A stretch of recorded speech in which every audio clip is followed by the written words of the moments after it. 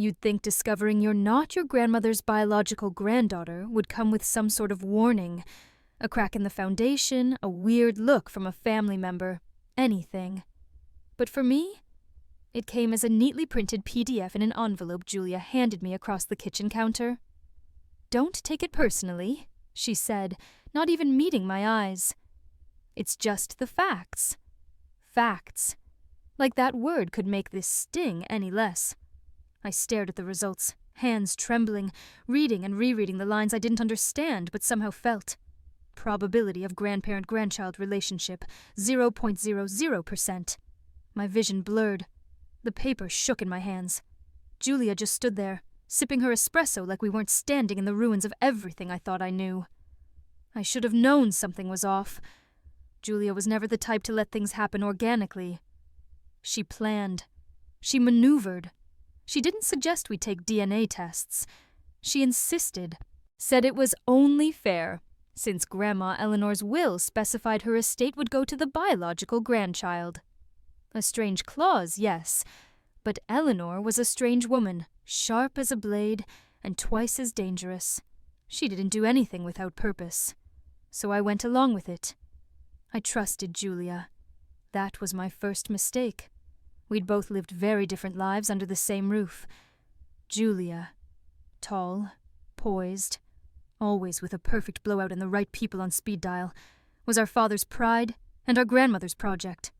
Meanwhile, I lived in the corners, sketching things, painting, always feeling like the backup child in case the first one failed.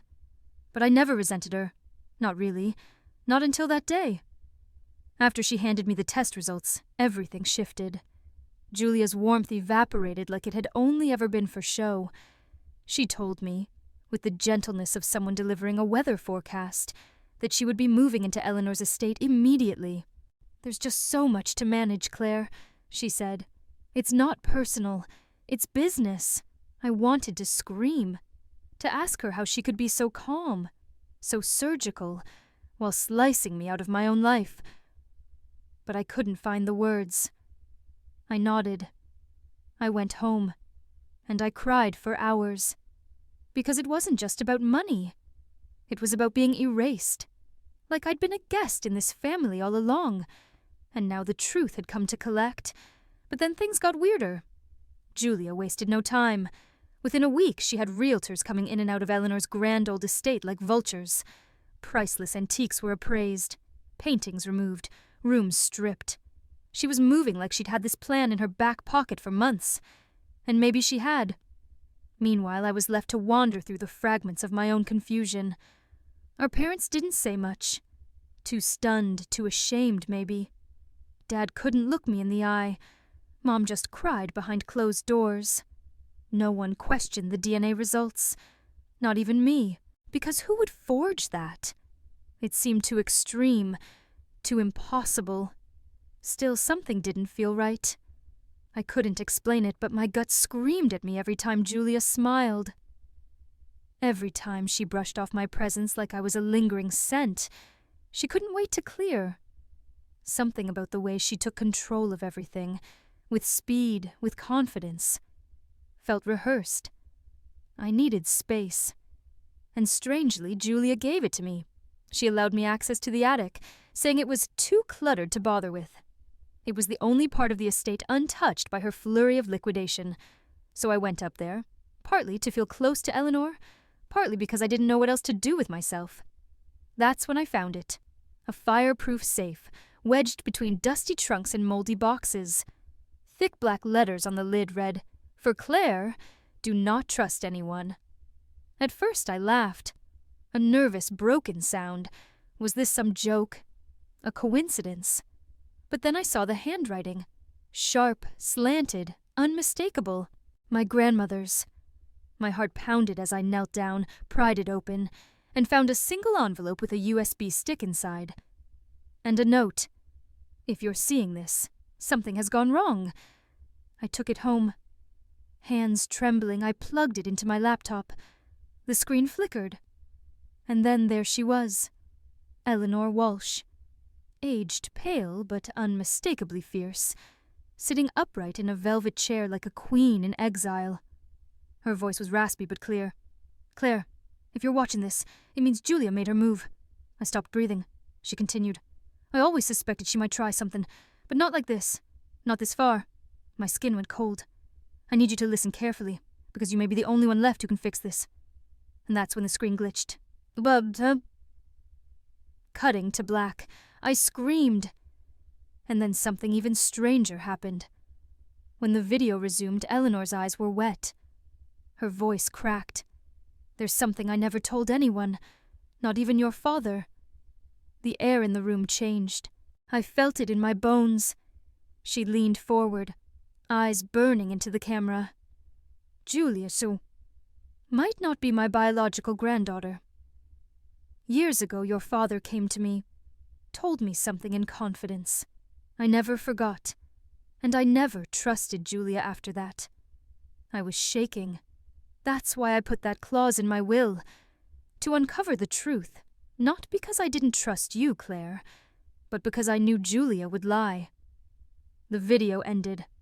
I sat there for what felt like hours, numb, breathless, a million thoughts racing, because suddenly the impossible felt very, very real. Julia had faked the DNA results, and now I had to prove it. Sleep was a stranger to me that night. My mind wouldn't shut off. It just kept cycling through the video, through Eleanor's words, through the cold efficiency in Julia's eyes when she handed me those forged results. I kept hearing the same phrase over and over. Don't trust anyone. The floor under me, the walls around me, everything suddenly felt unfamiliar, like my life had been staged for someone else's benefit, and I'd just realized I was the extra. By morning, something inside me had shifted. The grief and confusion that had dulled my senses since that awful kitchen moment were now sharpened into something new. A low, burning rage. I'd spent a week feeling like a ghost in my own family. But I wasn't going to fade quietly. First thing, I looked up reputable DNA testing labs, not those mail-in kits Julia had used. I found one nearby that accepted in-person appointments. I scheduled it for that afternoon under my full legal name. I didn't tell anyone, not even my parents, especially not them. Driving to the lab felt like stepping into a crime scene, only I wasn't sure whether I was the victim or the detective. My hands were clammy as I filled out the forms. The technician, a kind woman with soft eyes, walked me through the process. She didn't ask why I was doing it, and I didn't offer. I just wanted the truth, straight from science. No shortcuts, no interference, no Julia. I went home and waited. Days crawled by like dripping tar. I avoided my parents, avoided calls from old friends asking how I was coping. How do you cope with the idea that you might not be who you thought you were? Or worse, that you are, but someone close to you is trying to erase that truth. On the 5th day, the email came. I stared at the subject line. Grandparent-grandchild DNA test results, Claire Walsh. My heart pounded so loudly I could barely breathe. I clicked, and there it was. Plain, clinical, and undeniable. Probability of grandparent-grandchild relationship, 99.99%. Tears burst from my eyes, but they weren't from sadness this time. Relief, fury, validation. It all poured out at once. I wasn't the outsider. I wasn't the imposter. Julia was. She'd flipped the narrative, turned me into the villain in a family story I'd always quietly loved. And she almost got away with it. Almost. But I wasn't about to let her win. I made an appointment with a lawyer the very next day. A firm recommended by one of Eleanor's old business associates, someone who knew how to handle delicate family matters with high stakes, as he put it. I brought everything. The new DNA test, the video on the USB, even the forged results Julia gave me. I half expected him to laugh, to tell me it was a stretch, but he didn't. Instead, he leaned back in his chair, fingers steepled, and said, "This is serious fraud, and if we can prove your sister altered official documents or conspired with someone inside the lab, she's in deep trouble." A fire lit behind my ribs. We filed a petition to challenge the inheritance on the grounds of fraud and requested an emergency injunction to freeze the estate's assets. Julia would find out soon enough, and I hoped to God she'd be caught off guard. But of course she wasn't. She showed up at the preliminary hearing like she was walking into a gallery opening. Tailored navy dress, flawless hair. Not even a crack in her mask. She didn't glance at me once. Just sat with her lawyer and scrolled on her phone like she was bored. When the judge mentioned the new DNA results, her head finally snapped up. But it was only for a second. Then came the smile, soft, smug, like she was already a step ahead. Her lawyer tried to claim the new results were unverified, but we had already subpoenaed the lab and brought the technician who'd supervised my test as a witness. Things got very real, very fast. Then came the subpoena for the first lab, the one Julia used. They resisted at first, claimed client confidentiality. But under pressure, and with some help from our legal team, cracks started forming. A name emerged, someone Julia knew in college who worked there. A quiet young man who finally admitted under oath that Julia had asked for a favor. She had switched our swabs. Everything came crumbling down. Her scheme, her inheritance, her image. The judge ordered an immediate reversal of the estate transfer. Julia was removed as the beneficiary, and a criminal investigation was opened. Fraud, conspiracy, attempted theft of assets. I didn't even know what all the charges were. I just sat there, stunned, as Julia's face finally changed, not to regret, not even to fear, but to hate. Raw, burning hate, aimed directly at me. And still I couldn't feel satisfied. Not yet, because as the gavel came down, as the court recessed and people began to shuffle out, I saw my parents. My mother looked like she'd aged a decade in a week. My father, well, he couldn't look at either of us, and that's when I realized the damage wasn't over. I may have won the truth, but I was about to lose something else entirely. I didn't expect applause. I didn't expect closure either. Not yet. But I thought, maybe naively, that once the truth came out, things would make sense. That people would see me clearly. That my parents would look at me and feel something other than confusion. But in the days after the hearing, the silence was louder than any courtroom verdict. My father called once, not to say he was proud or sorry or anything human, just to ask if I could send over the files, like I was a business associate following up on a contract. I sent them without replying. My mother didn't call at all. I understood in a way. Their perfect daughter had just been exposed as a fraud. The story they'd wrapped their lives around, the beautiful, successful, no mistakes Julia, had collapsed. And I was the one who pulled the thread. But it still stung to be met with silence, to be treated like the chaos bringer, when all I did was reveal what was already there. I stayed at the old lake house for a few weeks, the one Eleanor left tucked in the will as a private retreat. Julia never cared for it, too rustic and isolated. But I loved the quiet, the creaking wood floors, the scent of pine, the slow-moving mornings. I used to come here as a kid when I felt like the world was too much. Now, at 28, it was my shelter again. One morning, about 3 weeks after the hearing, I woke to a knock at the door. It was my mother. She looked smaller somehow, like grief had hollowed her out. She stood on the porch, wringing her hands, her voice barely above a whisper. I didn't know where else to go. I didn't say anything. I just stepped aside and let her in. She sat in Eleanor's old armchair, the one with the velvet trim, and stared at the fireplace like she expected it to speak for her. Eventually, she said, "Your grandmother always warned us not to raise one child above another. But I didn't listen. I don't even know when it started. The favoritism.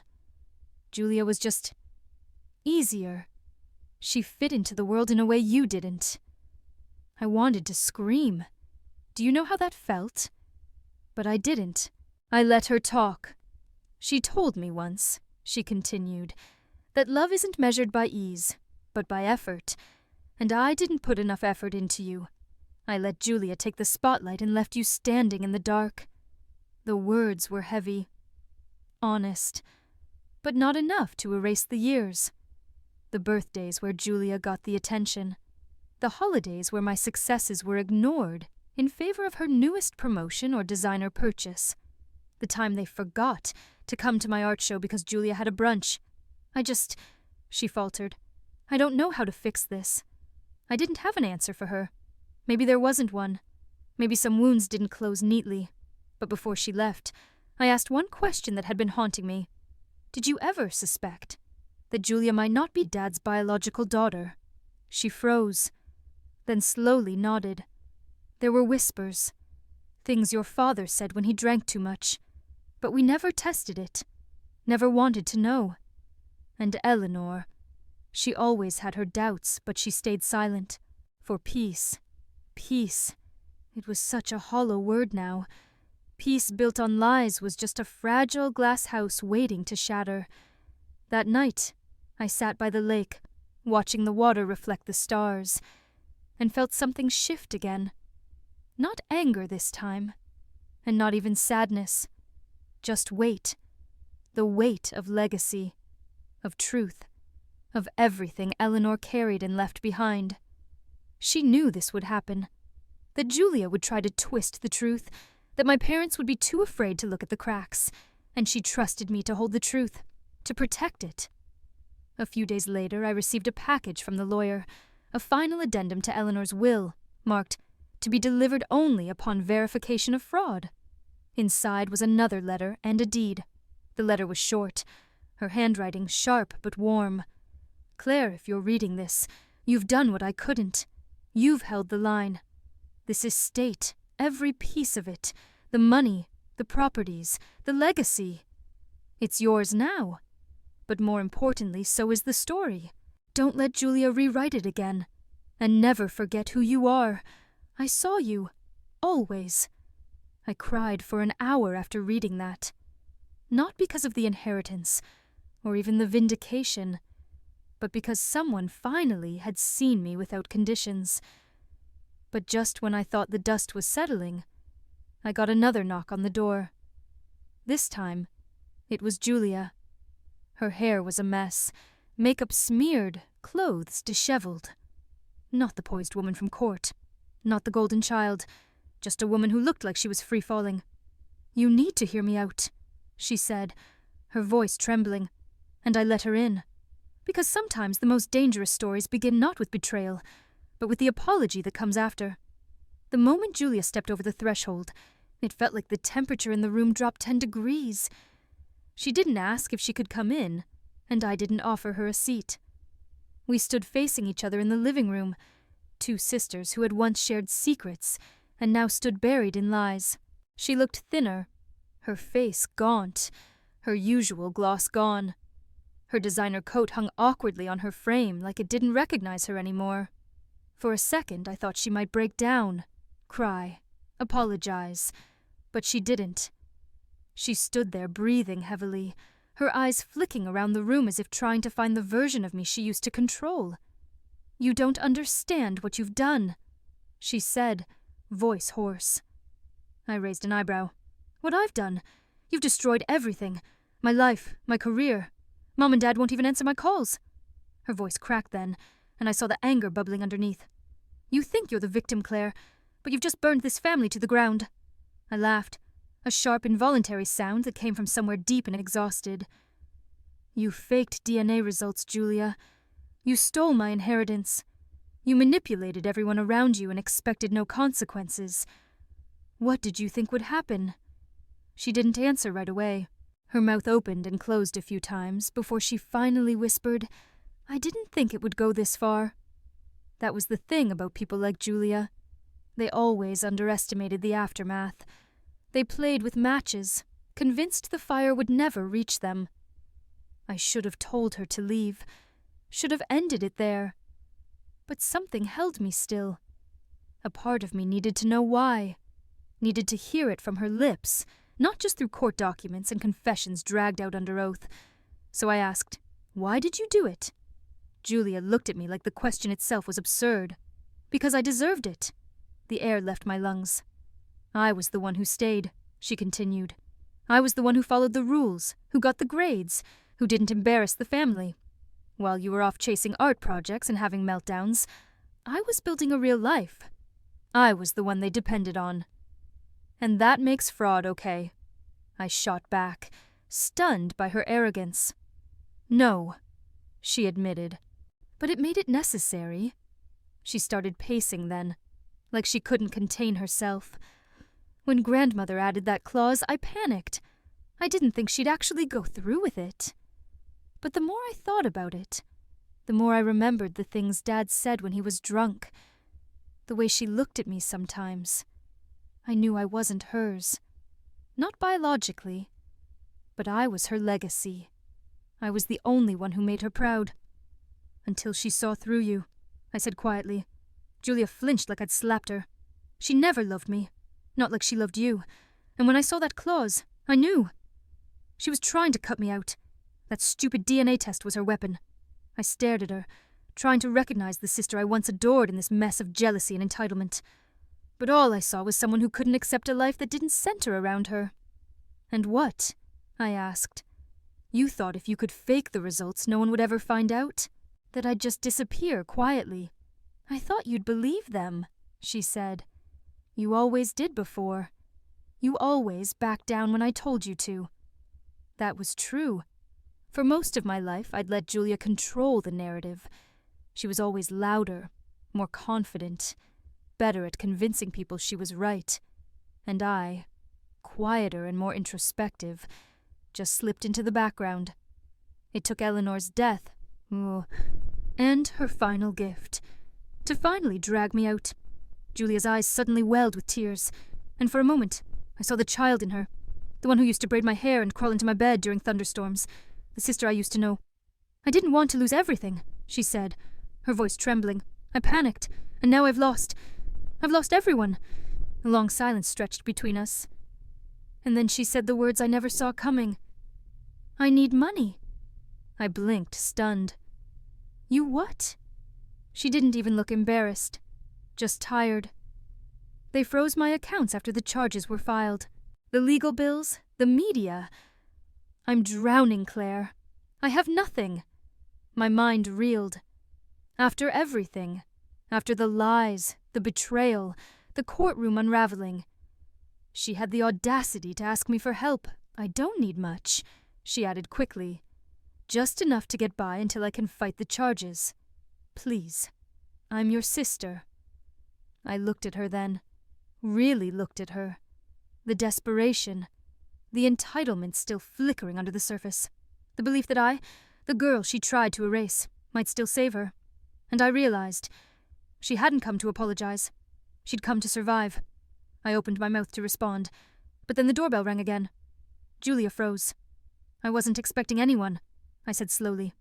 I walked toward the door, heart pounding, and opened it to find a man in a suit, holding a briefcase and an envelope. Are you Claire Walsh? He asked. Yes. He handed me the envelope. This is in regards to the Walsh Trust. You've been named in a secondary clause, one that was just triggered by recent legal findings. What does that mean? I asked, stunned. But the man just nodded politely.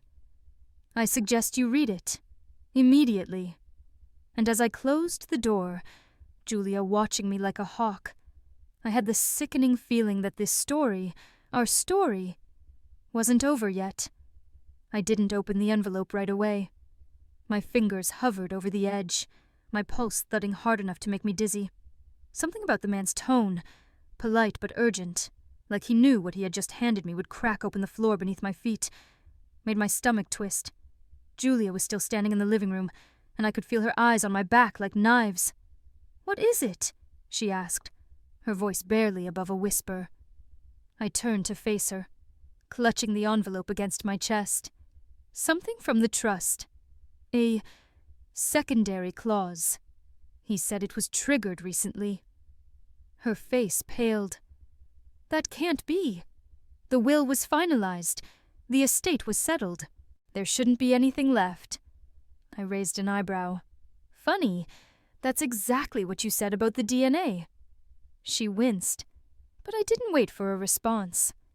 I walked past her to the kitchen, peeled the seal open with trembling hands, and pulled out the papers inside.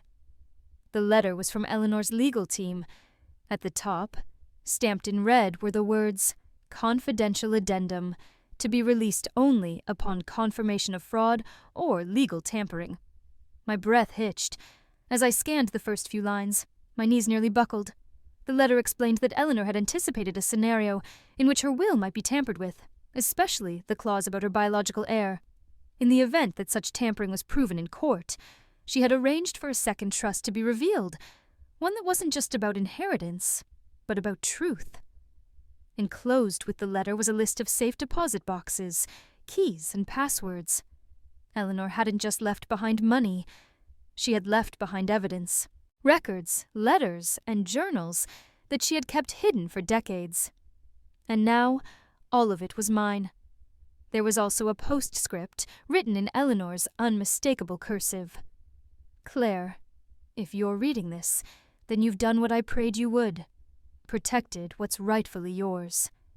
But there is more to our family's story than you know. Things I couldn't put in the video.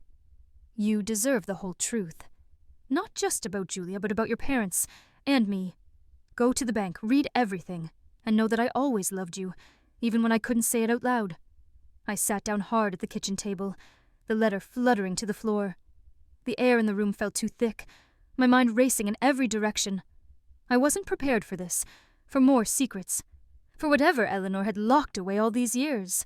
I'd barely finished dealing with one betrayal, and now she was hinting at more.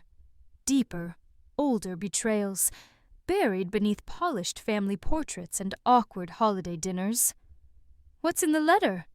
Julia asked, stepping into the doorway, her voice brittle. I didn't answer.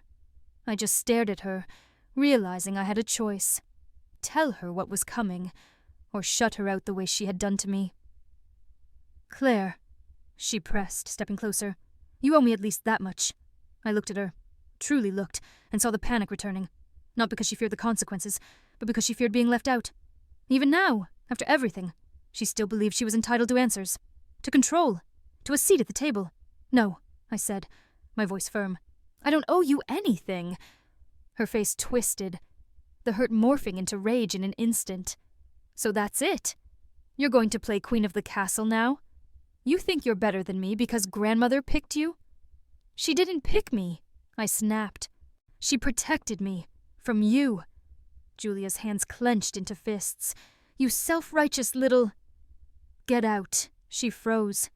"I want you out of this house," I said, standing now, my voice trembling with fury and adrenaline. "You came here to manipulate me again, but it's over. You lost. And whatever's coming next, it's not for you." For a moment I thought she might throw something, but instead, she just looked at me with such naked hatred that it chilled me to my core. "You'll regret this," she whispered. "You think the truth will make you feel better? It won't. It never does." Then she turned and walked out the front door without another word. I stood there in silence for a long time, listening to the sound of her car pulling away. Then, still shaking, I gathered the envelope and its contents and locked them in the drawer of my grandmother's antique writing desk, the one piece of furniture I'd kept untouched, like a shrine. That night, I barely slept. I lay awake in bed, Eleanor's words echoing in my head. "There is more to our family story than you know." The next morning I drove straight to the bank. The safe deposit box was buried deep in the vault of a high-security facility Eleanor had used for years. When the clerk opened it for me, I was hit with the scent of aged paper and cedar. Inside were 4 leather-bound journals, a small lockbox, and another USB drive. My hands shook as I reached for the journals, their covers embossed with gold initials. EWI opened the first one, dated 1984. The first entry read, "Today I learned a truth I wish I hadn't. My son is not the father of Julia." I sat back in my chair, the journal clutched tightly in my hands. The foundation of our family had just cracked wide open. I didn't even realize I was crying, until the ink on the page blurred beneath my tears. That single sentence, barely a whisper on yellowing paper, carried the weight of everything I'd feared. Everything I'd tried to deny about Julia, about our family, about the way Eleanor had always watched us both with a strange sort of distance, like she was constantly calculating who we were versus who we pretended to be. My son is not the father of Julia. I read it over and over again, trying to wrap my head around what it truly meant. Julia wasn't Eleanor's biological granddaughter, but not because of some lab mistake or misidentification, because of infidelity. My mother had betrayed our father. She had lied to everyone for more than 3 decades, and Julia had been the product of that lie. Raised as a Walsh, entitled, adored, draped in our grandmother's legacy without ever truly belonging to it. Eleanor must have known. Maybe not at first, but eventually. And instead of blowing it all up, she waited, watching, planning, giving everyone a chance to come clean. No one did. I closed the journal and pulled out the next. The entries were more detailed, more raw. Eleanor had written about the moment her son, our father, broke down in her study, weeping, confessing what he'd discovered after Julia's birth. The timing of the pregnancy, the affair, how he'd convinced himself it didn't matter because he loved her, loved the idea of family more than the reality. How he raised Julia as his own, hoping the truth would stay buried. But it hadn't. Not for Eleanor. She wrote about the guilt, the confusion, the moments she'd caught Julia lying as a child, and how it felt too easy for her. How she'd tried to love her the same, but something always held her back. A knowing, a whisper that told her this child wasn't truly hers. And how that whisper turned into a scream when Julia grew older, colder, more calculated. Still, Eleanor never confronted anyone directly. She held her tongue. She let the lie live, because calling it out would fracture the entire family. But when my mother died, and my father followed a few years later, she made a decision. A cold, sharp one. She would rewrite the legacy. I don't want the family name to be built on a lie, she wrote in one of the final entries. Claire is the only one who carries my blood, my truth. And maybe that's not everything, but it's enough to start again. I was shaking as I turned the pages. There were photographs paper-clipped between entries, of my father holding me as a baby, of Eleanor and I in the garden, of Julia standing beside my mother, eyes too distant for someone so young. It was like my entire life had been documented in the shadows. All the moments I thought were fleeting had been preserved in secret, in ink and memory for a day like this. At the bottom of the lockbox was a letter addressed to me. Just my name, no flourish, no formality. I unfolded it carefully. Claire, by now you know everything, or most of it. I'm sorry for the pain it took to bring you here, but I couldn't die without giving you the full story. I didn't raise you, but I watched you become a woman of compassion, intelligence, and strength. You were never the loudest, but you were always the most present, the one who saw people for who they were. That's why I chose you. Julia is not your enemy, even though she's hurt you. She's a product of someone else's betrayal. But that doesn't excuse her own. You'll have to decide what to do with that knowledge, with the estate, with the truth. Legacy isn't just money. It's story, blood, choice. And now, it's yours. Love, Eleanor, I sat in that vault for nearly an hour, unable to move. My entire life had just shifted. And yet, I still felt like me. Still Claire. Just with sharper edges now. And maybe that was the point. Maybe that's what Eleanor had wanted. For me to carry not just the inheritance, but the understanding of how fragile family really is when truth is buried too deep. I left the bank with the journals in my bag, Eleanor's voice still echoing in my ears. That night, I drove back to the house. No, my house, and poured myself a glass of wine I knew Eleanor would have approved of. I sat at her writing desk and laid out the journals, the letter, the documents. Julia called twice that evening. I didn't pick up. The next day she came back. I heard her before I saw her. The engine of her car pulling up the gravel drive, the determined knock on the front door. I didn't rush to answer. I let her knock a second time, a third. When I finally opened it, she looked worse than she had in court, exhausted, makeup smudged like she hadn't slept at all. "Claire," she said, her voice cracking. "Please, we need to talk. I didn't invite her in, just crossed my arms and waited." "I know there's more," she said. "I know grandmother left you something. Another secret. I can feel it." Her eyes searched mine, desperate. And what would you do with it if I showed you? I asked. Lie again? Or finally tell the truth? She blinked, and for a moment something shifted in her. The pride cracked, the performance dropped, and I saw someone I hadn't seen since we were little girls, sneaking into the kitchen for cookies at midnight. I don't know, she whispered. Neither did I. I didn't slam the door in her face, though the temptation pulsed through me. I also didn't invite her in. I simply turned away, left the door open, and walked back inside. If she followed, fine. If she didn't, that was her choice. But something in her voice, that tiny tremble that sounded more like a lost child than the woman who tried to erase me, kept me from cutting her off completely. She stepped inside, slowly, as if the house might reject her the way the court had. I heard her heels click on the floor, more uncertain than I'd ever heard them. She paused in the entryway, glancing around like she barely recognized the place she had once claimed as her own. I said nothing, just walked back into the sitting room and poured myself another glass of wine. I didn't offer her any. She sat across from me like she was waiting for a verdict, her fingers clenching the hem of her coat. I studied her, really studied her. She looked thinner, not from vanity, but from stress. Her posture was tight, not elegant. The woman who once glided through boardrooms and brunches now seemed like a balloon moments from popping. I didn't know for sure, she finally said, her voice barely above a whisper. About the DNA, about our father. I had suspicions, hints, things Mom said when she thought I wasn't listening. But I never knew. Not until Grandmother put that clause in her will. I didn't respond. I wanted to see where this would go, whether she came here to confess or just to spin another version of the truth. She called me one day, Julia continued, about a year before she died. Asked if I'd ever wondered why she never put me on any legal documents. I brushed it off, told her I didn't care about that. But she knew. She knew, Claire. I could hear it in her voice. She looked up at me then, and there was no anger, no manipulation, just something like shame.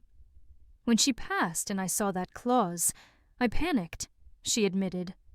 I thought if you took that test and learned the truth first, I'd lose everything, so I handled it myself. I used my connection at the lab, and I flipped the results. I told myself I was just protecting what should have been mine, what I'd earned by being there, always, by holding everything together after Mom died, by being the one who looked the part. I stared at her, heart pounding. You mean by lying better than anyone else? She flinched. I thought I could control it, that you'd just fade away, that you'd accept it, like always. But when I saw your face in court, when you pulled out that second test, I realized how much I'd underestimated you. I took a long sip of wine, letting the silence stretch. I didn't want her apology. I didn't even know if this counted as one.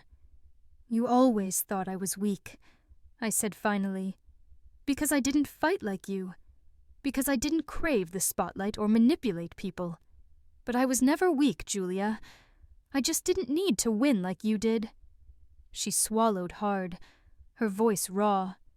You don't understand what it's like to build your entire identity on a lie and only find out when it's too late to change it. I didn't just lose the money. I lost who I thought I was. I nodded slowly, not out of sympathy but recognition, because maybe that was the one thing we shared, a family that shaped us through secrets, a legacy built on silence. She lost her identity, and I found mine. Two sides of the same truth. I found Grandmother's journals, I said after a long pause. And the letter. I know about Dad, about how she suspected, about the real reason she put that clause in the will. Julia's shoulders slumped. She didn't even look surprised. She never loved me, she whispered. That's not true, I said. She loved us both. But she also knew the truth mattered, even when it hurt. We sat there in silence, the weight of 3 generations pressing down on us. The air in the room was thick with everything unsaid, decades of rivalry, resentment, and buried love. Finally, she looked at me. So what happens now? I didn't have a simple answer. I could never undo what she did. The manipulation, the fraud, the attempt to erase me from the legacy of my own bloodline. Those scars would never fully heal. But I also saw something in her that I hadn't expected. Not just regret, but a desire to rebuild something. Anything. I haven't decided yet, I said, but I'm not going to be the one who carries this hate any longer. That part of the family dies here. She nodded, tears sliding silently down her cheeks. She stood up, glanced once more around the room that could have been hers, and walked toward the door. I don't expect forgiveness, she said, but thank you for listening. And then she was gone. I didn't follow. I didn't cry. I just sat there and let the silence wrap around me like a blanket, both cold and comforting. The house was mine now, not just by law, but by legacy, by blood. But more than that, I had the truth. The raw, imperfect, painful truth. And in a family where lies had ruled for decades, maybe that was the greatest inheritance of all. The next morning I went to the garden, the one Eleanor loved. I brought her journals with me and buried them under the old magnolia tree, not to hide them, but to return them to her. She'd done her part. She'd told me what I needed to know. And now it was my turn to decide what kind of Walsh I would become. The estate would need managing. The properties, the investments. There were decisions to be made, people to call, but that could wait. Just for one more hour, I sat beneath the tree and let the wind move through the branches like whispers from the past. I didn't know what the future held, but I knew one thing with absolute certainty. I was no longer in anyone's shadow. I was home. The trial was over. The headlines had already died down.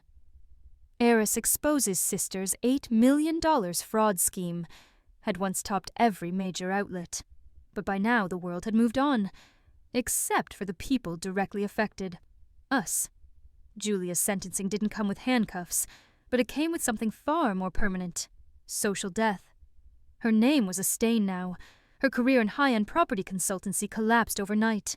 No one wanted to do business with a woman who had falsified DNA tests to commit inheritance fraud, especially not after her co-conspirator, the lab tech, confessed everything and provided the receipts. She lost everything. Her condo was seized to cover legal fees. Her name was removed from every charitable board she once bragged about. Her designer wardrobe got auctioned off by a trustee. The same people who used to beg for her attention at galas now crossed the street when they saw her coming. She didn't go to prison, not yet, but she lived in a purgatory far worse than a cell. Anonymity, debt, and disgrace. But the moment that truly broke her came later. It was at the estate auction for one of Eleanor's old commercial properties, a luxury complex Julia once claimed she'd modernize into an urban paradise. She showed up desperate, trying to network, hoping someone still believed she had value. I stood at the back of the room, watching her circle potential investors like a shark that had already bled out. She caught my eye once, just for a second, and when she did, I didn't look away. I wanted her to see that I was the one signing the final papers, that the property was going to me, not her, not anymore. Her expression crumbled in real time. Not anger, not bitterness, just hollow, pathetic disbelief. Like she couldn't quite accept that the sister she once dismissed as unimportant now sat at the top of the empire she tried to steal. I didn't wave. I didn't smirk. I just turned around and walked out, letting her watch the door close behind me. That was the last time I saw her. My revenge hadn't been loud. It didn't require drama or violence. It was precise, clean, and legal, just the way Grandmother would have done it. The truth had done all the work for me. All I did was trust it, even when it hurt. After everything, the lies, the betrayal, the courtroom battles, I finally understood what Eleanor meant about legacy. It wasn't about money. It was about values, truth, dignity, family, the real kind. The kind you build through loyalty, not manipulation. I'd rebuilt the family estate with care, restored the original garden Julia had once ignored. I kept Eleanor's library intact. I even created a scholarship fund in her name, for women in law science, and real estate. The kind of women she would have mentored. Her name would live on, but not just in wealth, in action. And me? I found peace. Not the dramatic, movie-style kind, but the quiet type that settles deep in your chest when you know you've done what's right. I no longer felt like a shadow. I was the author of my own story now. Friends and former colleagues who had always seen me as Julia's little sister started seeing me. People I hadn't heard from in years reached out with apologies, some sincere, some opportunistic. I learned how to tell the difference. I didn't need to post about it online. I didn't need to prove anything to anyone. My life was no longer something I had to justify. But the real closure came months later, on a rainy Thursday, when I received a letter in the mail. No return address. Just my name, written in careful, looping script. Inside was a single sheet of paper. Claire, you were always the one she truly saw. I hated you for it. Because deep down I think I always knew the truth too. I don't expect forgiveness. I just hope that someday you can forget me enough to live fully. J. I folded the letter slowly and placed it in Eleanor's old wooden keepsake box, along with the USB drive, the DNA results, and the court summons. Proof that truth survives lies, and that no manipulation can erase who we are meant to be. I never wrote back. She had written her final chapter. Mine was still unfolding. Now, when I walk through the estate, I feel her, Eleanor, in the walls, in the wind, in the way the roses bloom twice a year no matter what. I know she's proud, not because I won, but because I endured, because I chose integrity when I could have chosen revenge for revenge's sake. Some nights I wonder if Julia still dreams about the house, about what it felt like to almost have it all, and I wonder if, in those dreams, she realizes the truth. She never really lost to me. She lost to herself, and every time I hear the gates close behind me, I think the same thing. She tried to rewrite our family legacy with lies, but I carved it back with the truth. One signature, one test, one choice at a time. The past belongs to her. The future is mine. Funny how the girl she tried to erase is now the one she'll never stop remembering.